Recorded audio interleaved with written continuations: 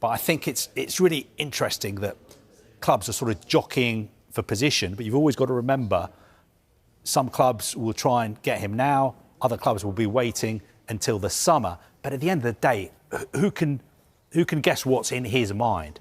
It's up to him to decide which club he wants to go to, where he wants to live, who he wants to play for. And we've kind of seen this situation before, you know, when clubs like Liverpool, Manchester City, Manchester United, Arsenal get involved. A lot of it is to do with the personal connection.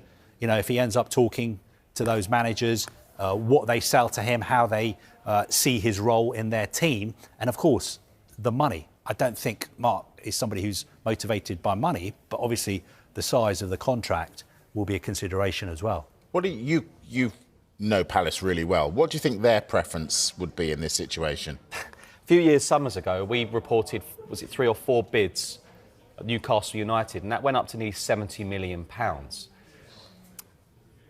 Brendan Johnson had a meeting with Oliver Glasner about joining Crystal Palace. If I'm Brennan, I'd probably say to Oliver Glasner, well, what about me joining, you staying? And if they lost Marc Guehi this month, it might just all but decide how Oliver Glasner feels, the ultra-ambitious Oliver Glasner.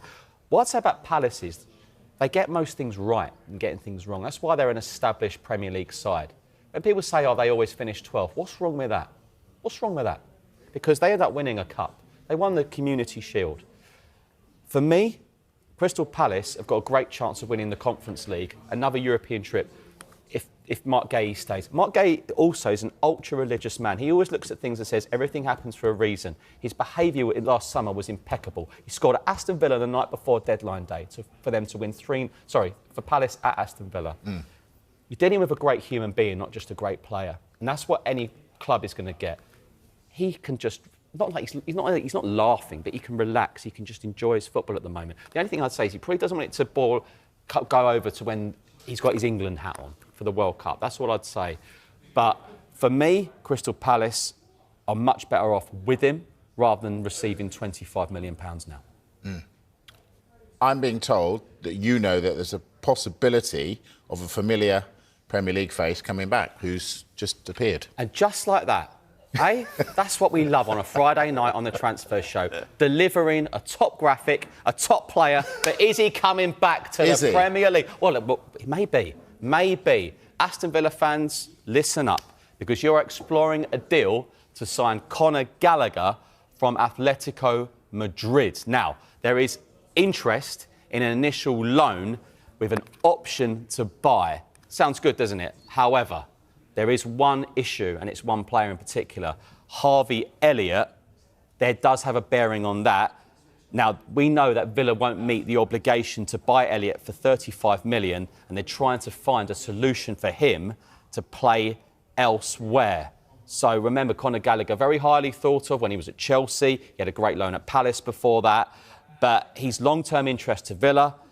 Now, Atletico Madrid are not keen for him to go on loan unless there's a permanent aspect in this deal. Now, we've seen the situation Villa have had with Harvey Elliott, but really interesting one tonight. Villa are having a great season under the brilliant Unai Emery.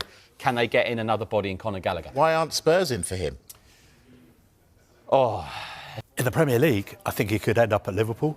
He could end up at Manchester City. He could end up at Arsenal.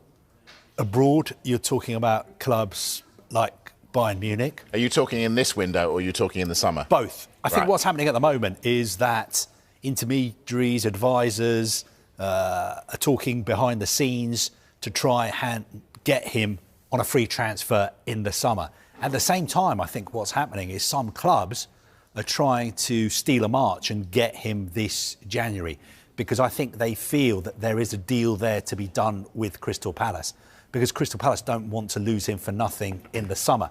Having said that, it would make sense for Crystal Palace to keep him, because losing him would potentially affect where they finish in the Premier League, which would affect how much money they get at the end of the season. It would also affect their form in Europe. If they win the competition, between probably 20 and 30 million pounds. Remember, last summer, Palace were almost willing to sell him for 35 million pounds, but obviously he's got less time left on his contract now. So he would be available for less than 35. How does it feel when someone like Steve Parish, who's so important to this club, says that about you?